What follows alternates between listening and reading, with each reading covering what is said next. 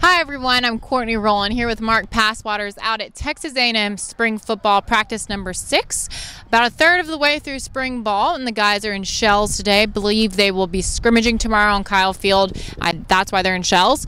Let's talk a little bit about the defense, Mark. I know that A&M's losing a lot along the defensive line. We saw those guys out at Pro Day, guys like Dalen Mack, Lanus Durham, Kingsley Kiki. But a rebuilding year, so it seems, although there's some talent out there and some guys coming in. Let's first just talk about the guys that Terry Price, Elijah Robinson are working with out there. Well, they've obviously lost a lot of experience, but I think that they are kind of rebuilding with a lot of depth. They may not necessarily run the same guys out there repeatedly like they did last year, where they just had a handful. They relied on Kiki and Mack. Jaden Peavy got a little bit of time. Justin Madubuike. And, really with Ed and Landis Durham, that's about it they used up front. They didn't use much more than that. I think this year they may not have that level of experience, but they actually may have a little bit more talent top to bottom.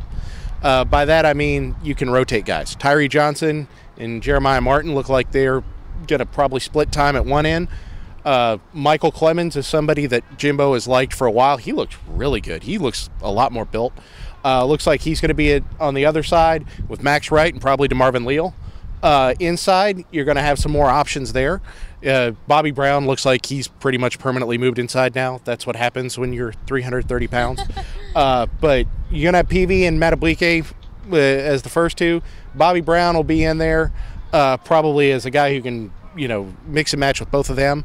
And then they've got to figure out who the fourth guy is. Is it Derek Hunter? Is it going to be a Darius Jones when he gets here? They would really like for it to be Mohamed Diallo, but you and I watched today, and he was struggling, right, point blank. T.D. Moten, the same. Josh Rogers just isn't as big as the other fellas. So that guy number 4, I think, is the elusive one at this point up front. And how amazing is it that we are talking about depth? That's something A&M's not been able to talk about in recent years in the SEC. Can you just speak about how Elijah Robinson, Terry Price have done on the recruiting trail, Jimbo Fisher, to bring in this depth? Well, I think they had a very, very good crop each of the last 2 seasons, really. What they did is they went out and they found some guys that could be, as I used the term earlier, multiple.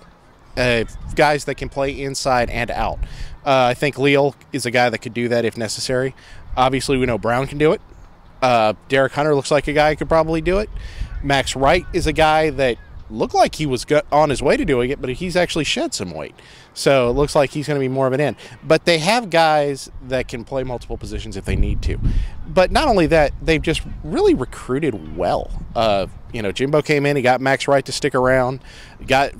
Target number 1 for him was Jeremiah Martin. That was a big deal. Obviously getting Leal this year. They got Diallo late in the process when after Jimbo arrived.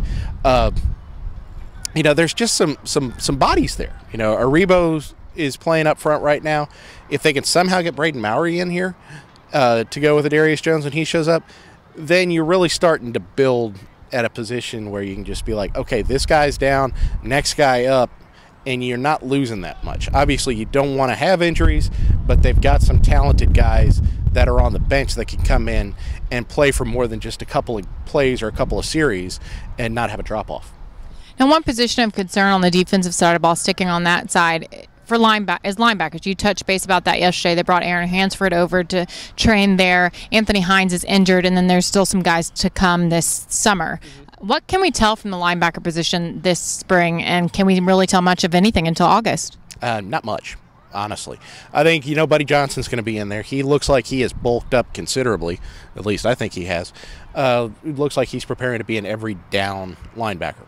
I think, the anticipation is that it'll be him and Hines to start. Ken Okeke will be the third guy when and if they need one. And then from there, it's kind of a crapshoot. Can Hansford get back to playing not just defensive football, but football? You're talking about a guy who had a cataclysmic knee injury 2 years ago. He hasn't played linebacker since, what, high school? High school, 4 years. So, it's not like it's an easy adjustment going from DC prep school football to the SEC, especially when you've been on the other side of the ball for 4 years. But if he can do something, that will be a huge boost. If you can get something out of Andre White, that would be a huge boost. Right now, it looks like Braden White and Keith McGee are the guys that are the backups.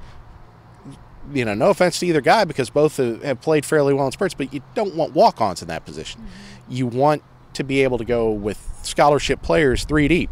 Right now they can't do it. That's something that they're building towards. Hopefully they're starting to take the first steps. It would have been nice if Tyrell Dotson had stayed because that would have been a little additional depth, but you do what you got to do, and now A&M's got to do what they got to do, and that's start building from within. I was just thinking that watching Tyrell Dotson at Pro Day. Now, this is your second day out at spring ball. What is it that you are most curious about still this spring, most intrigued about? That's a really good question. Well, now that Baylor Cupp nearly ran me over, I know about his speed. Kind of want to see how the offensive line shapes out. You know, Colton Prater was not out there today when we were watching. He came out a little later, but Barton Clement was taking the snaps for the second team. So that means all 4 of the freshmen from last year are now in positions where they could, you know, actually make some noise. So I want to see how many of them actually make it to the first team. Then obviously you got Kenyon Green when he shows up. You know, these guys from a couple of years ago, are they going to be able to hold off this new breed? That's kind of the big question. Is Dan Moore, you know, situated at left tackle? Could they make some moves? That's something that I'm really curious about. Then obviously linebacker is the other big thing. We won't really know about corners until the fall because you got to get Blades and Young in here. But, you know, just for the spring right now, my foremost interest, offensive line, linebacker. All right. And I know you mentioned Blades and Young coming in. That's something I'm so excited to see all the new guys come in. August training camp is going to be so much fun.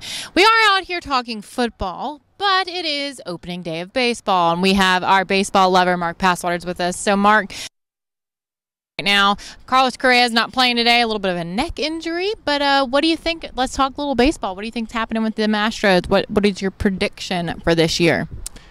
Astros win the World Series. Orioles break the record for fewest wins in a season. All right. Well, that's some bold predictions, but I like it. Mark Passwater is here with Courtney Rowland for AggieYell.com.